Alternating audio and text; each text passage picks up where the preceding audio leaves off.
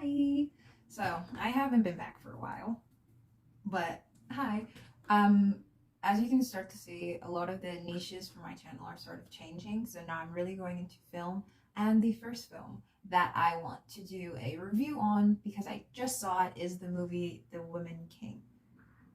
It was so good. It was so good. First of all, one thing that I will say is that I went to see the movie on a day where everybody had off, and I don't know if I just went to a small theater, but there was nobody there but me and the people that I went, which is crazy because it's like that movie. After watching it, there was no reason why those theaters should not be filled to the brim. I know there were people over there that could have seen it, but yeah, I have on my notes, my second notes, all about the movie. So let me get into it. So, first thing, I literally said in my notes, beautiful movie. It is beautiful. From the story to the cinematography to the music to, I mean, every part of that movie was genuinely beautiful. To the point where I was watching it like this. Like this, there wasn't one part of the movie where I wasn't just absolutely stuck on, dang, they shot that really nice. Dang, that looks really pretty. Dang, like even if I were to forget every single thing I know about filming tomorrow and then go watch it again, I'd still think it was literally one of the most beautiful movies I've ever seen. This is just a trigger for me. If you haven't seen the movie, if you haven't seen any triggers about the movies, I have no idea why movies don't do this more. Have trigger warnings for crying out loud. But given that the plot was about slavery and a lot of that and Black history, I was expecting something. Still would have loved to see some sort of warning ahead of time. Again, no idea why movies don't do that more. People shouldn't have to go into a movie to then figure out that, oh, this is triggering for me. It's stupid. It's inconsiderate, please. I like the way they handled possibly triggering essay scenes. Like, I really enjoyed the way they handled it. I like the way it was shot. I like that even though you may feel that way, it's not gruesome in any way, shape, or form. It's just a memory. And it looks like a memory. It has pieces like a memory, but I don't feel like it is something that would possibly trigger a person, which is good for me as someone watching.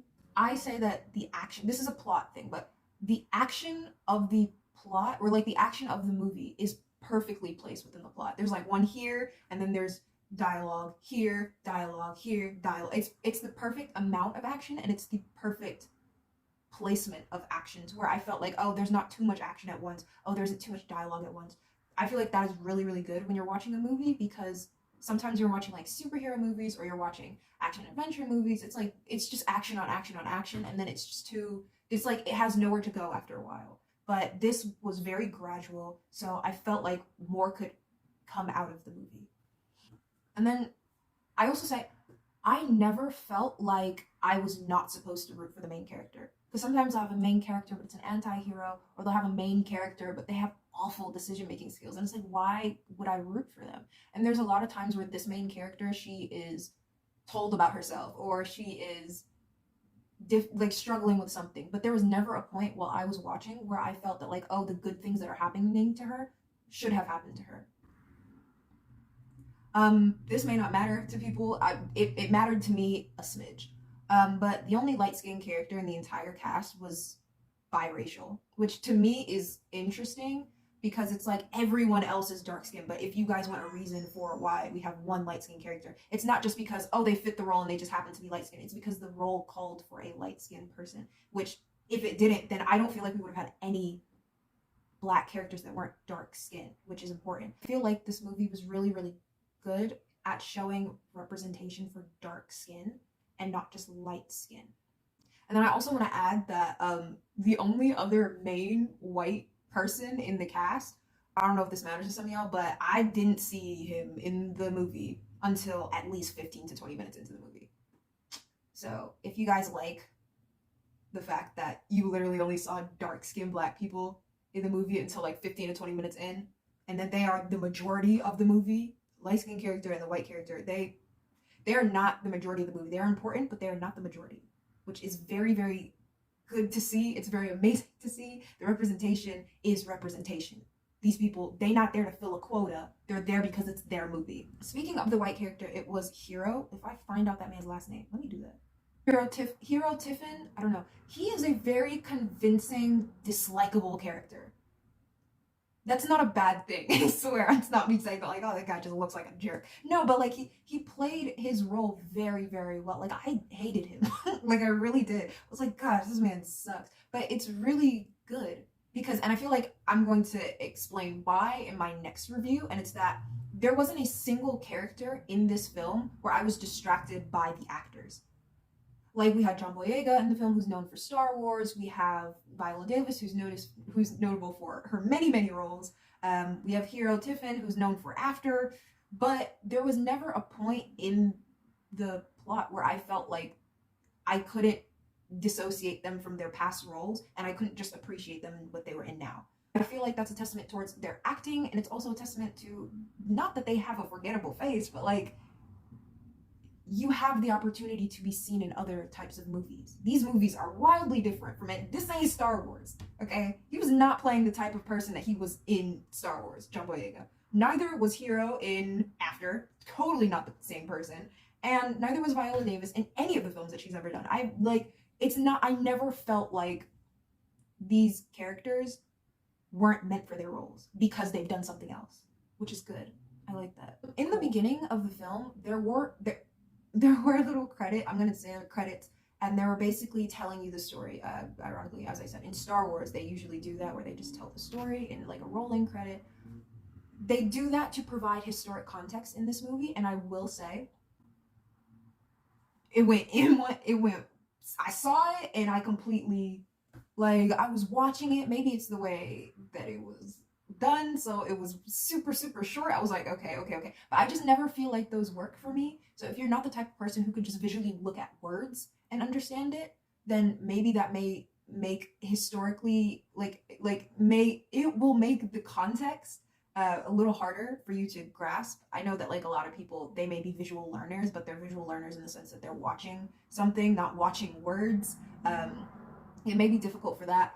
And I felt like also there were times where I was just relying more on my understanding of history to help me out with what was happening if I wanted to look at a more general sense instead of more specifically at what was happening. So I do feel like there are times where you may be slightly confused, or it may take you a while longer to understand what is happening if you don't know the history or if you didn't see the context, because you'll see people fighting, but you'll wonder why.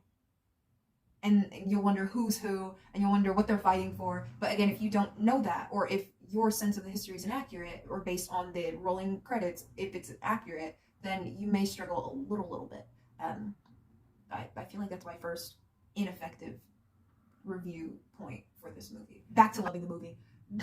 You could see the darkest characters in the darkest or dullest settings. There was a time where they were fighting or they were just talking, and the sky was a dark gray. And then there were times where it was pitch black outside. The lighting was brilliant because it didn't look like people off camera holding up lights to make sure that we see what's going on. It's entirely in the lighting, it's entirely in the color scheme of the film, it's entirely in the blue light, the purple light, it's entirely in the use of lighting and fire in the film as a way to light the characters' actions as a whole. It's just very cleanly and nicely done. And I don't feel like a lot of people out here, weirdly, know how to light dark skinned actors. So it was just like, it was amazing. There was not a single part where I was like, I can't see what's happening. But like, I saw everything. In the darkest settings, in the brightest blue settings, in the grayest settings, in the pinkish settings, inside, outside, I saw everything. There are very few films where I can genuinely say that. And this is one of those films, so y'all better go watch it and appreciate it. It's an excellent film to evoke catharsis. Oh my gosh, there were times where I was up in my seat, and there were times where I was crying in my chair. It was terrible in the sense that I was an absolute mess watching that movie, or I would be rooting for everybody in the movie. Like, you have such a large shift of emotions throughout the film, and every single one of those emotions are warranted because it's just it just brings it out of you. It's the perfect film for that. Fight scenes were nice. There's one in particular. It is during a fight test. That's as fake as I'm gonna tell you. I was out of my seat. It was such a good fight. if y'all don't go watch this movie, I'm gonna throw a fit. I like the ending that they chose for the main character and their interest. Main character and their friend. I enjoyed the way they ended that. Because I was expecting for them to be like, oh, they're gonna make it this type of movie where it ends with like, I'm just gonna say, it ends with a romance. I'm just like, oh, they're gonna make it that type of movie. No, they didn't. And I liked it because that's not the point. It's really not the point. So I enjoyed how they didn't try to make it something that it's not. Or they didn't try to make something that would leave questions in our mind when it's unnecessary for that to be the case. I will say there were, this is me in film mode, sorry. There were 2 times in the beginning, literally within the first 15 minutes, where the focus was blurry and I was like, I can't see what's happening. Or I can't see what the focus on. And that could have very well been intentional. It could have 100% been intentional to hide something from us, or like, for the sake of sensitivity, not shown us what was happening. But yeah, I noticed it. That's it. That's it. It was not bad or anything. I just noticed it. So if you want to go crazy and analyze it and you want to do just that, that's all I have for you. The movie's fine by itself, so you can ignore that one if you want. The music and culture, I don't know if it's accurate, but it was shown beautifully. So even if it was not accurate, I do like that it wasn't shown in a way that people could manipulate as offensive or insensitive. It sounded beautiful. It looked beautiful. And then next to that, red and blue not being contrast colors in costuming was incredibly rare for me, because I studied film costuming and theater costuming, and it's really weird how sometimes you'll see red and blue and they're just, well, it's not weird, but like they're often contrasting to each other, and in this case they weren't. So I just found that really weird, and but not like weird, but like weird cool. I liked it. It was a change of it was a nice change. And that brings me to the costuming as a whole. The regal colors, amazing. And they also, again, worth mentioning, looked amazing considering the dark skin of the characters. Ain't nobody was washed out. It looked so good. The blues, the shells, the jewelry, the hair, the braids, the hair, they were done so beautifully. Golly, they were done so nice. They look so good all the time. It was beautiful. These are the last 2 things that I really have to say in terms of review that I wrote down. But 2 symbols. I liked how water was shown in the film. It was shown as this cleansing, like as something that was meant to cleanse people. It's where characters came to reveal secrets, and people came to reveal secrets and be the most truthful about why they were there or what was expected of them or who they were. I like that aspect, and I like when films can do that in a beautiful way. Again, water was shown in a dark cave, and I never had problems seeing people. And also, water was shown as sort of a place for physical and mental escape. If they needed to go somewhere, if they needed to run away, then they went to the water. If they wanted to collect their thoughts, they went to the water. And I think when you can show that well, it's amazing. Yeah. Anyways, those are my thoughts on The Woman King. I was trying to be extremely vague. In the comments, if you want to ask me more questions and you don't want me to be as vague in my responses, I will totally not be as vague. But I recommend that people go watch this movie, go support it. It's amazing. It's a black cast, a black crew, a black director. Oh my gosh.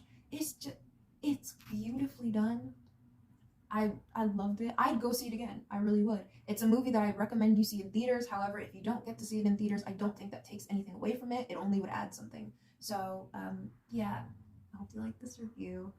Look out for more in the future. When I start doing my October movie vlogs, where I watch a movie every day of October, I'm going to be revisiting some of the movies that we've known best since childhood. And I'll be watching a few more movies. I'll even do a live video where we can all watch the movie together if you follow me on Twitch. More information about that coming soon. Yeah, I hope you enjoyed this. Bye.